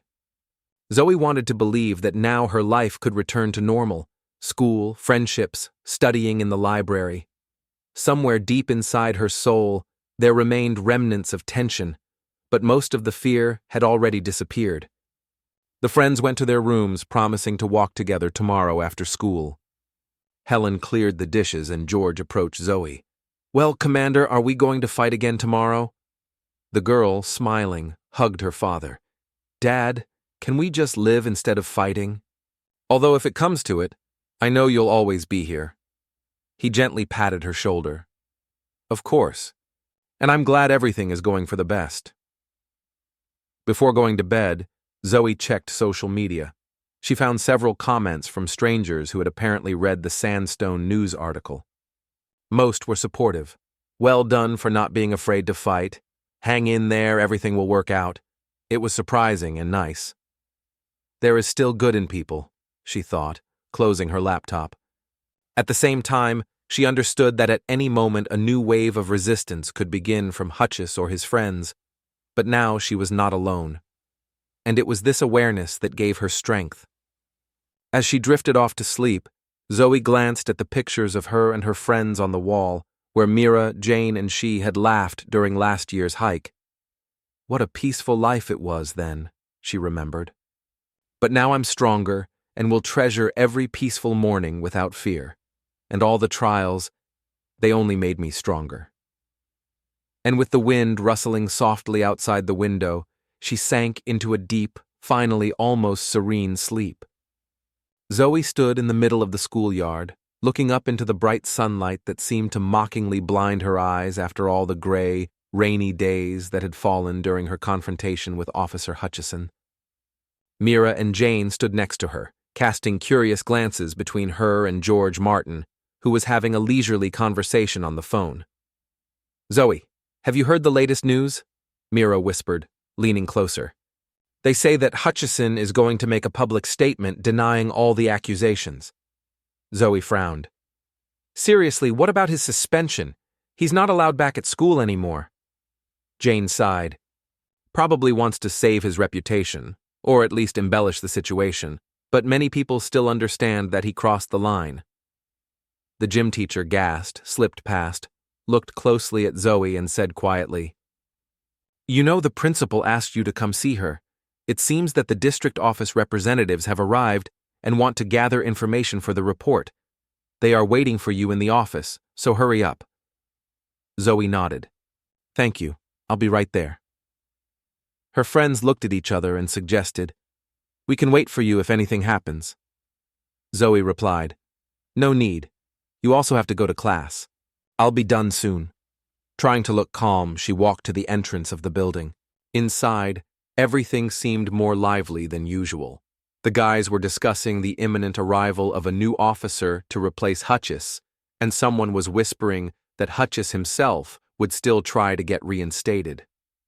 Zoe heard snippets of someone else's conversation. "He won't give up just like that. He might sue." "Yeah, but who will believe it now if there is plenty of evidence against him?" She quickened her steps a little, walked down the corridor to the principal's office and knocked on the door. There was a reply, "Come in." Zoe saw Paula at the desk, and next to her were three strangers, two men in formal suits and a middle-aged woman in a simple blouse. The headmistress smiled a little tensely. "Come in, Zoe. This is the Educational Inspection Committee. They would like to ask you a few questions about your interactions with Hutchison. I think we should have a frank conversation. Zoe sat on the edge of her chair, trying to keep her back straight. One of the men, the older one, spoke in a dry, distinct voice. Hello, Zoe. My name is Gary Brooks. I am leading the team that is helping Inspector Lane finalize the file on your case. Tell me, do you feel that the school is now safe now that the officer has been suspended? The girl shook her head. I suppose so. It is much more peaceful to walk the corridors when you do not have to expect constant nagging. But to be honest, I'm afraid that all this could somehow resume. I heard that he's going to speak out. The second man, younger, interjected. We've heard such rumors too. Don't worry, his official status is different now. The internal investigation is in full swing, but there is a chance that he will try to justify himself publicly. The woman took the floor. Can you tell us in more detail what exactly was bothering you, how long it lasted, and why you think that this is not an isolated incident? Zoe took a short breath and began to tell. It all started back at the beginning of the school year. At first, Officer Hutchins stopped me a couple of times for no reason, checked my backpack, asked where I got my books. I thought it was just a strict approach, but then he started accidentally spilling water, throwing barbed remarks as if provoking me. Over time, I found out that his son disliked me because of grades and some disputes on social networks. It seems that this conflict has moved to the father's level, and then the situation became completely unbearable. Paula, listening, frowned. The woman from the committee nodded. I understand. And what do you think if he had not had personal motivation, then nothing like this would have happened? Zoe shrugged her shoulders. Maybe he was picky with other guys too, but not so much. I found out that there were other cases of discontent. They just didn't advertise it. Gary Brooks wrote something down in his notebook. Okay, thank you. We'll check it out. We're interested in whether you feel threatened now because your safety is a priority. Zoe cleared her throat quietly. I'm relieved that the officer was suspended, but I'm still concerned about his outside influence. He did hint that he had connections. The young man raised an eyebrow. Connections? That sounds vague. He was quite forthright in saying that he could intimidate you. Zoe recalled the conversations. He said that he had enough resources to check my family, but nothing specific. The committee seemed satisfied with the answer. Paula summed it up. Thank you, Zoe. I think that's enough. I'll contact your parents if there's anything else that needs to be clarified. The girl stood up, bowed slightly, and left. Father George was already waiting for her in the corridor. So everything okay? He asked, looking around. Zoe nodded. The committee asked about everything, I told them honestly. Now they'll probably prepare a report. George exhaled. Okay, I just spoke to the lawyer. I think we can relax for now, but remain on guard. They walked down the corridor. Students walked past, some waving at Zoe, some smiling furtively. Mira ran up to them. Zoe, hi. Mr. Martin, hello. Listen. Have you seen on the news that Hutchison is planning to organize a meeting with the press right on the square next to our police station this lunchtime? George frowned. I heard something like that out of the corner of my ear. I wonder why, Zoe replied. Probably wants to publicly take on the I'm innocent pose and all that. Mira shrugged. Yeah, most likely. Aren't you afraid that he will slander you again? The girl smiled joylessly. If he starts slandering, we have all the facts. Besides, the school and the press are aware of the events. The more he lies, the worse it will be for him. The father nodded approvingly. Absolutely right. It's okay. Let him speak. We can go there and, if necessary, ask counter questions, so that he understands that your family is ready to answer. Zoe thought. Then she said decisively, Dad, let's really go up to him. If he's lying, I won't keep quiet, but I still hope he'll give up on public attacks. Mira looked at her carefully. Then I'll go with you too. After all, I've seen a lot and I can confirm it. George laughed. So, we'll have a whole support group. Well, we have a couple of hours to spare, and then we'll probably go see what kind of show Hutchies will put on. Soon, classes were over, and Zoe walked out of the school arm in arm with Mira. It was warm outside, the sun was shining, but there was a strange tension inside. Jane also joined them, nodding. I heard you were going to the square. I'm curious to see what he'll say there. Do you mind if I come too? Zoe smiled sincerely. Of course, come.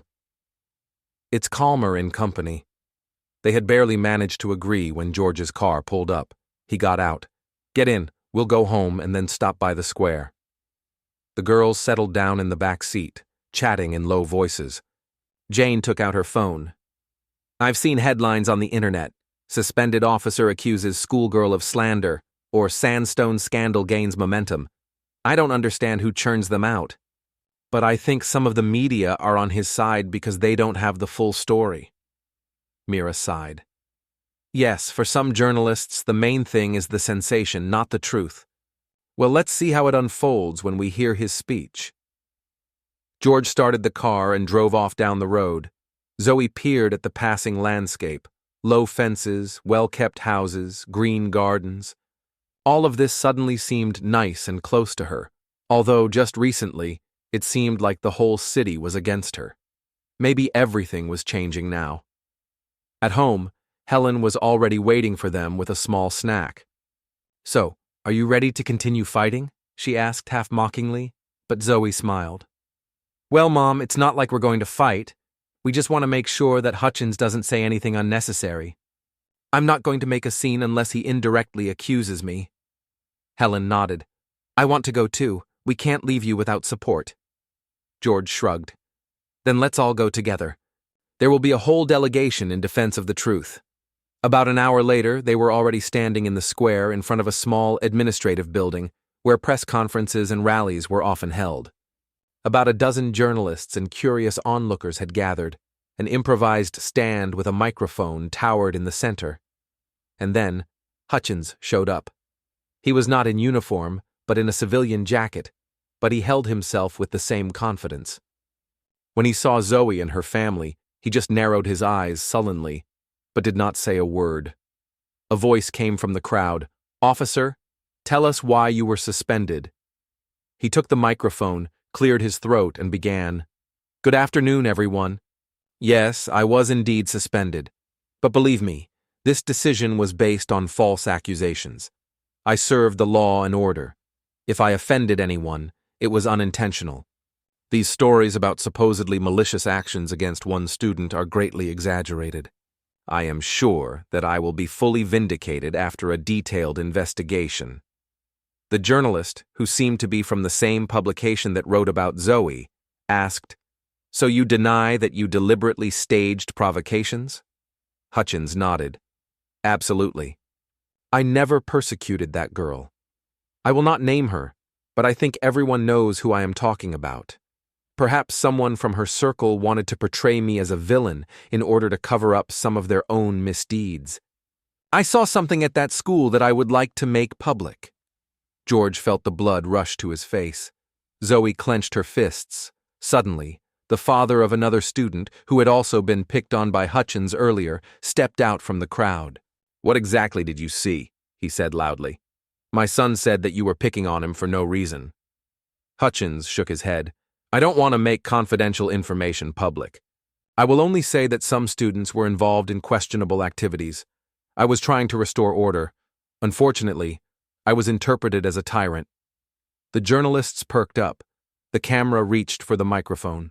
Zoe couldn't resist and stepped forward. Excuse me, can I also say a few words? The crowd parted, and one of the reporters nodded with interest. Hutchins frowned but didn't turn away. Zoe spoke in a trembling but confident voice. I am the girl you are talking about.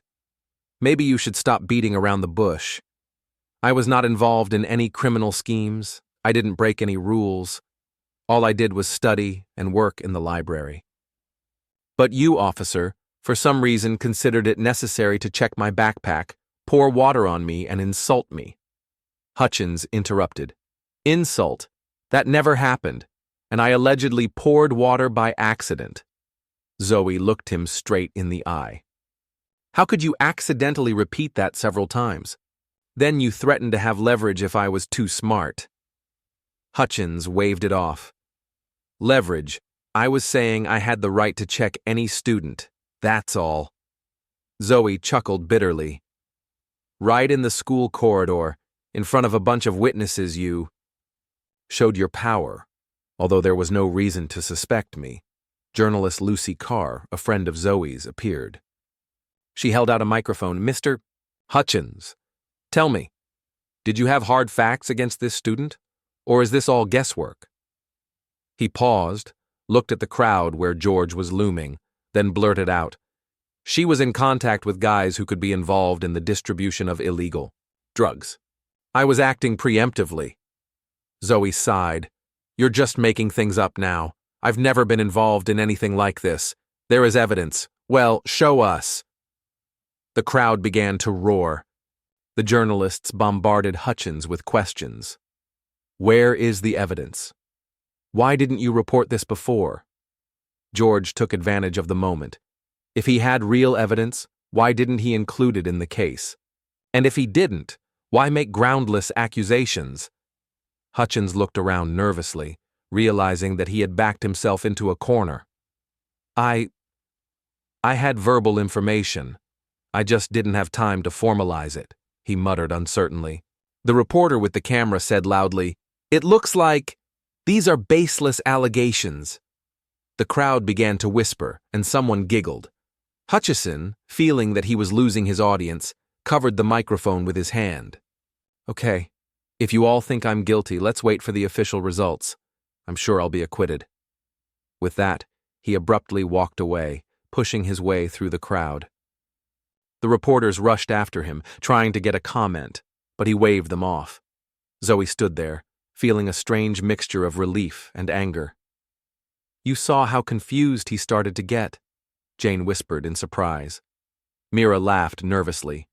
He clearly didn't expect everyone to pounce like that. He thought there would be a monologue. And then bam, you spoke. George took Zoe by the shoulders. Well done, daughter. You said everything clearly. And he didn't know what to say. The girl nodded.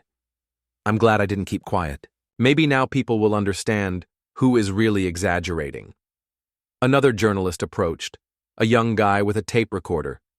Excuse me, Zoe, can I ask you to comment on the officer's reaction? She sighed.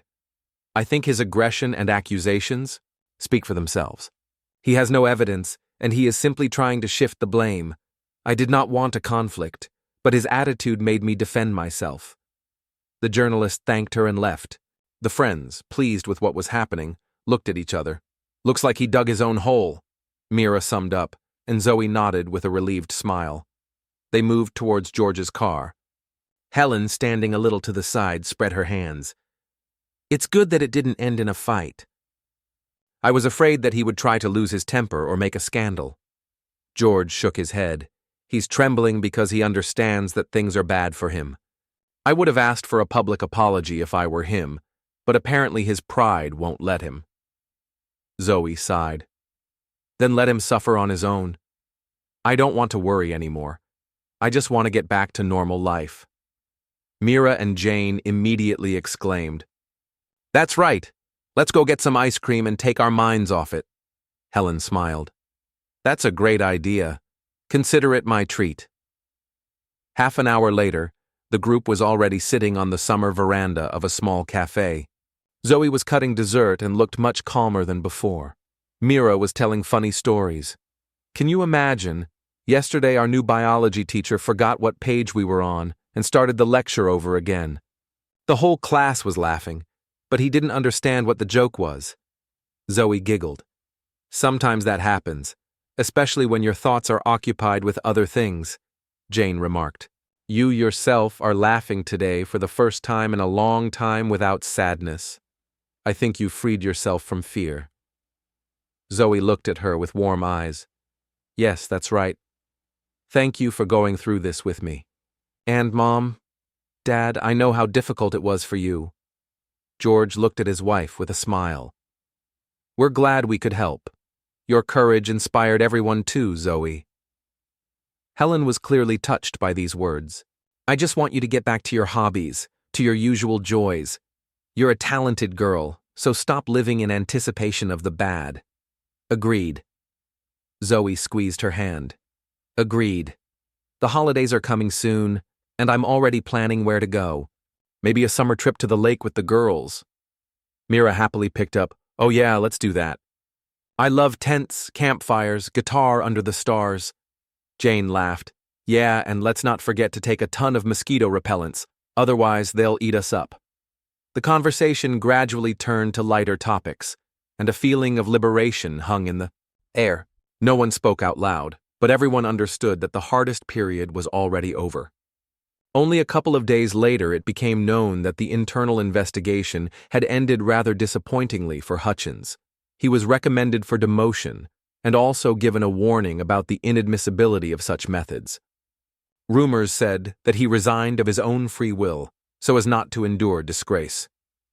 Zoe was called to the director's office, where Inspector Lane said, He is leaving his post permanently. I think this is the best decision for everyone. And I advise you, Zoe, not to worry if there are any residual attacks. The law is on your side. The girl smiled confusedly. Thank you. I'm glad everything is cleared up. Director Rhonda drew the line. Now we will hire another officer, hopefully more responsible and without personal scores to settle with anyone. Zoe hastily added, We can only ask for one who is not too harsh.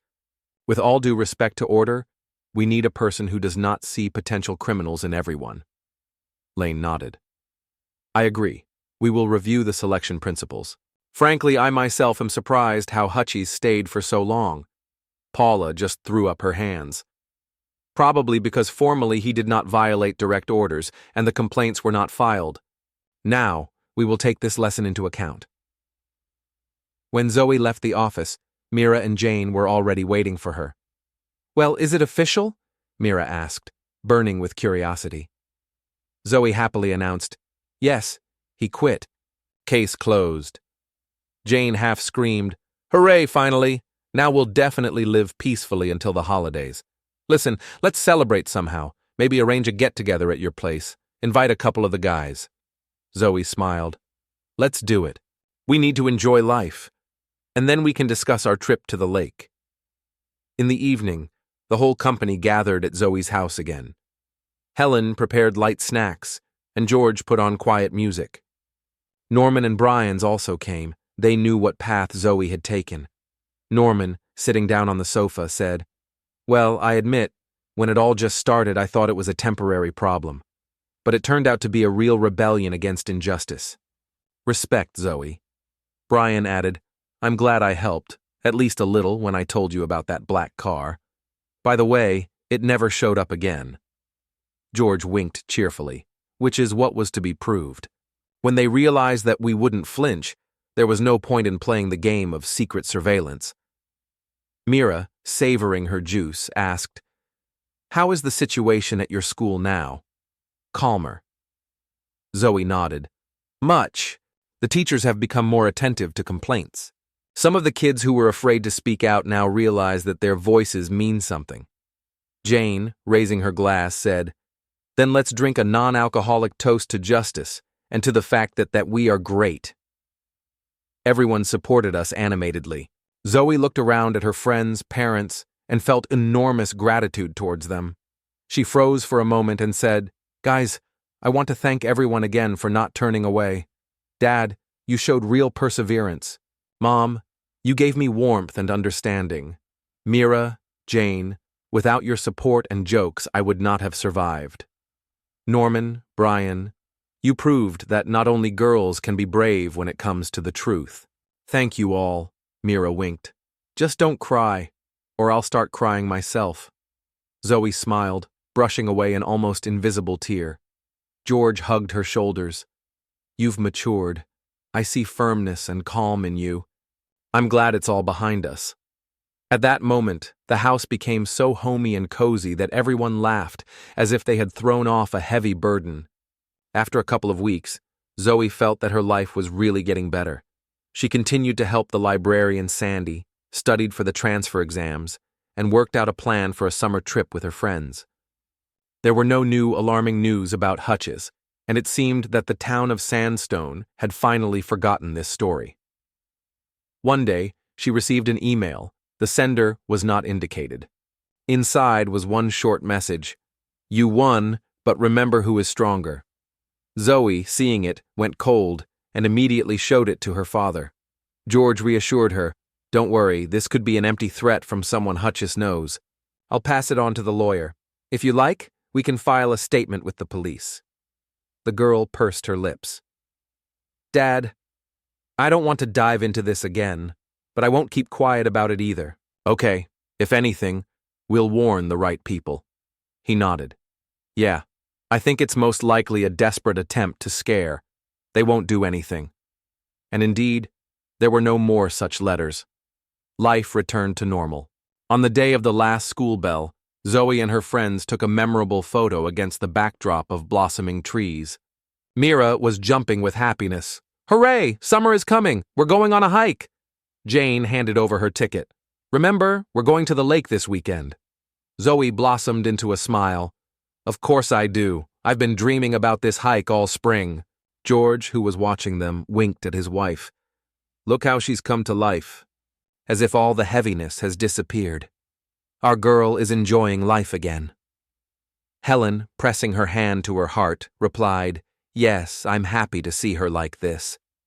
After seeing the girls off to the bus, she and George returned home. In the silence of the living room, Zoe's father and mother sat down on the sofa. Helen said, "You know, sometimes I'm still scared. What if Hutch or someone from his circle decides to do something nasty? I read that vindictive people never give up." George sighed heavily. "Maybe, but we won't live in fear. We now know that we have friends and the law. Zoe herself is an adult. She won't let anyone hurt her. And we are always close." Helen laid her head on his shoulder. "Yes, you're right. And yet I would like to believe that I will never have to hear the name Hutch's again." George laughed quietly. "It would be better to talk about something pleasant. For example, where the whole family could go in the summer." The evening at the Martins' house passed quietly, with conversations about future travels and Zoe's future prospects. The girl returned home late, but happy. Her friends helped her choose a new backpack for the hike, laughed, took pictures. She felt that she had regained the simple joy of life. Before going to bed, she wrote in her diary, "Sometimes, to breathe freely, you need to go through a storm. Thank you to my family and friends for doing this together." Putting down her pen, she looked at the photo where she was smiling next to her parents. There was no longer a burden that someone could easily break into her world and destroy everything. Yes, the past was not erased, but it was behind her. And that night, Zoe slept soundly, without worries. Her dreams were full of summer sun, clear skies, and the quiet rustle of leaves on the shore of the lake, where she was going to celebrate her long-awaited freedom.